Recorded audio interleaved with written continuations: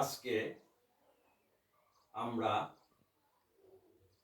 মুখোমুখি হচ্ছি বিশিষ্ট কবি ও লেখক শহীদুল ইসলাম লিটনের সাথে। আমি কবি নিপু মল্লিক আপনাদের সবাইকে জানাচ্ছি ফাগুনের শুভেচ্ছা, বসন্তের শুভেচ্ছা এবং আমি শ্রদ্ধা জানাচ্ছি ভাষা আন্দোলনের জন্য যারা আত্মত্যাগ করেছেন, যারা শহীদ হয়েছেন, তাদের প্রতি বিনম্র শ্রদ্ধাও আমি জানাচ্ছি। আমি এখন শহীদুল ইসলাম লিটনের কাছে কিছু প্রশ্ন করব। লিটন, তুমি কেমন আছো? জি ভালো দাদা।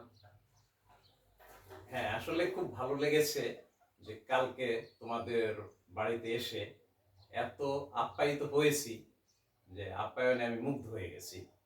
যাই হোক, তোমার লেখালেখি কেমন চলছে? আপনার আশীর্বাদে ভালো, আল্লাহর রহমতে আমি এখনো লেখালেখিতে সরব আছি। আমার লেখালেখি বিশেষ করে আমি কবিতা, প্রবন্ধ, গল্প সেগুলো আমি লিখে যাচ্ছি। আমার একটি সাহিত্য পত্রিকা যার নাম হচ্ছে অন্তর্দৃষ্টি।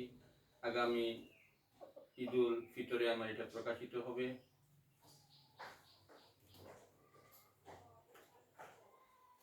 না, তুমি লেখালেখির পাশাপাশি আর কি করছো?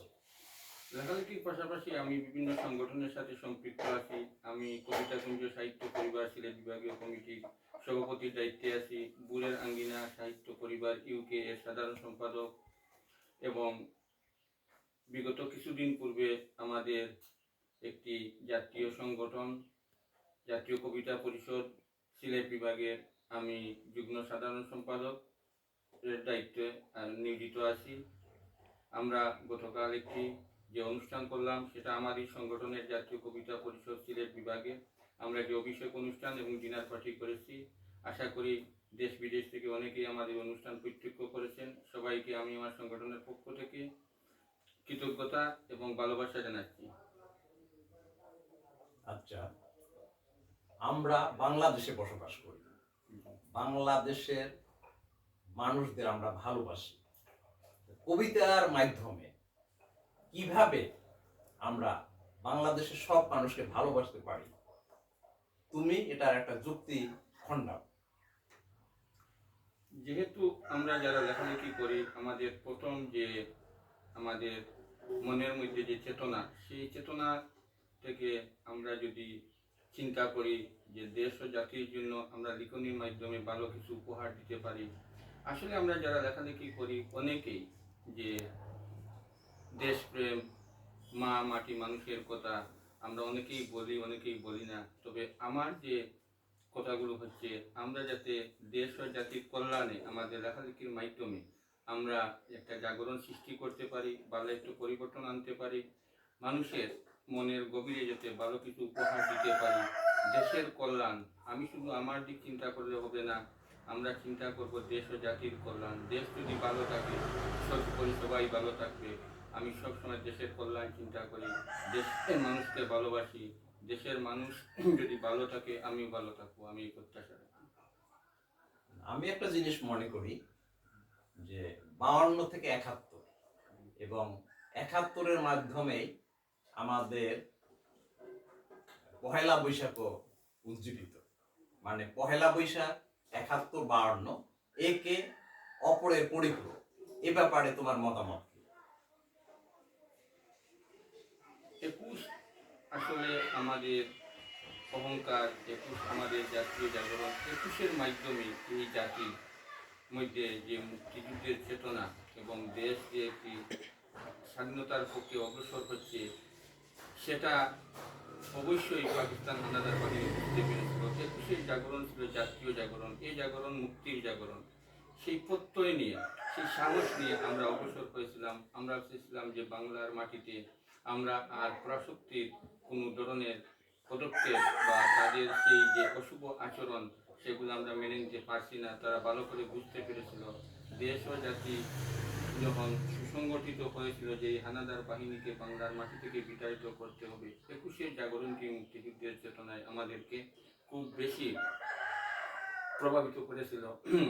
আর আমাদের যে পহেলা বৈশাখ বাঙালি জাতির একটি,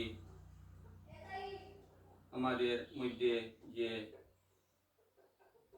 যে ভালোবাসা, আমাদের মধ্যে যে একটি জাতীয়, আমাদের মধ্যে যে একটি ভালোবাসা এবং আমাদের সবার যে একটি চেতনা এবং সবার মধ্যে যে একটি দিনকে বা একটি সময়কে বরণ করে নেওয়ার যে একটি পদক্ষেপ বা একটি মনের যে চেতনার প্রতিফলন, সেটাই আমাদের জীবনের মধ্যে আমরা বিশেষ করে পয়লা বৈশাখের মধ্যে দেখতে পাই। পয়লা বৈশাখ আসলে আমরা বিভিন্ন ধরনের পিঠা পায়েস এবং আমরা বিভিন্ন ধরনের কবি সাহিত্যিক যারা আছি আমরা সবাই সমবেত হই। আমরা একটি অনুষ্ঠানের মাধ্যমে আমরা এই পয়লা বৈশাখকে বরণ করি। আমি পয়লা বৈশাখ এর অনেক কবিতাও লিখেছি, যে কবিতাটি হয়তো এখন আমার হাতে নেই, যদি থাকতো তাহলে আমি চ্যানেলের মাধ্যমে কবিতাটি পাঠ করে দেশ ও জাতির কাছে তুলে ধরতাম। আপনাদেরকে ভালোবাসা এবং শুভেচ্ছা। না, এখন যেহেতু আজকে 21-এর শেষ দিন এবং আমি চাচ্ছি যে যেহেতু তুমি কবি লেখক, তুমি 21কে নিয়ে হয়তোবা কবিতা নিয়েই আসছো, একটি কবিতা তুমি সবাইকে শুনিয়ে দাও। ধন্যবাদ আজকের এই সঞ্চালক বা বাংলার মুখ চ্যানেলের যে আপনি চেয়ারম্যান বিশিষ্ট কবি সংগঠক নিপুণ মল্লিক দাদা, তিনি আমার সাক্ষাৎকার নিচ্ছেন, আমি তাকে আন্তরিক ধন্যবাদ ও কৃতজ্ঞতা জানাচ্ছি। 21 সম্বন্ধে আমার যে একটি কবিতার শিরোনাম 21শে জাগরণ, শহীদুল ইসলাম মিটন। পলাশডাঙ্গার শিমুল তলায় বুঝি হলো 21-এরই গুড়, সেই কথাটি ভাই আজ জানান দিল কুকিলেরই সুর। 21 আমার চুকের মাঝে যেন রক্তজোড়া পলাশ, 21 এলে মনে পড়ে সালাম রফিক বরকতের লাশ। 21 এলে দেখতে পারি সুন্দর সারিবদ্ধ প্রভাত ফেরি, তাড়না করি শহীদদের শ্রদ্ধা জানাতে যেন হয় না দেরি। 21 মুদের জাতীয় জাগরণ, 21 মুদের চেতনা, মায়ের বাসায় তুলে ধরি যত সুখ দুঃখ আর যাতনা। শহীদদের রক্তের বিনিময়ে পেয়েছি মোরা মাতৃভাষা, যথাযথ সম্মান দিয়ে যেন রাখতে পারি তাদের মনের আশা। তাদের কাঙ্ক্ষিত স্বপ্ন যেন গাথা থাকে মুদের মনের মুকুরে, মায়ের বাসায় যেন পড়তে গাইতে পারি সুমধুর সুরে। ফুলের শ্রদ্ধাঞ্জলি যেমন তাদের জন্য চিরকাল চিরসম্মান, সর্বক্ষেত্রে বাংলা ভাষা প্রয়োগের মাধ্যমে আমরা যেন রাখতে পারি মাতৃভাষার মান। হ্যাঁ, তোমার কবিতা অনেক সুন্দর হয়েছে। তুমি 21-এর অনুভূতিকে খুব সুন্দরভাবে সুচারুভাবে ফুটিয়ে তুলতে পারছো। হ্যাঁ, এখন প্রিয় দর্শক বা শ্রোতা, আপনাদের উদ্দেশ্যে আমি কিছু কথা বলছি। আজ 21-এর শেষ দিন, 28শে ফেব্রুয়ারি। কালকে থেকে হবে পহেলা মার্চ। মার্চ মাস স্বাধীনতার মাস। এই দেশকে স্বাধীন করতে অনেক রক্তক্ষয়ী সংগ্রামের মাধ্যমে মুক্তিযোদ্ধারা আমাদের দেশকে স্বাধীন করছে। তো কালকে সেই স্বাধীনতার মাস, তাই আমি স্বাধীনতার মাসের অগ্রিম বিপ্লবী অভিনন্দন জানাচ্ছি বাংলাদেশের সবাইকে। বাংলাদেশ দীর্ঘজীবী হোক, বাংলাদেশ বেঁচে থাকুক। কবি সাহিত্যিক লেখক শিল্পীরা বাংলাদেশকে নিয়ে গর্ব করুক এবং তাদের বিভিন্ন কর্মকাণ্ড তুলে ধরুক। বাংলাকে একটি সুন্দর এবং সমৃদ্ধিশালী দেশ গঠনে সবাই যেন এগিয়ে আসে। আর আমার আসলে ভালো লেগেছে যে শহীদুল ইসলাম লিটন অনেকদিন যাবৎ বলতেছে যে দাদা আমাদের বাড়িতে নিয়ে যাব। কালকে একটা অনুষ্ঠান শেষ করে এক হিসাবে আমি জোর করেই মনে হয় তাদের বাড়িতে চলে আসছি।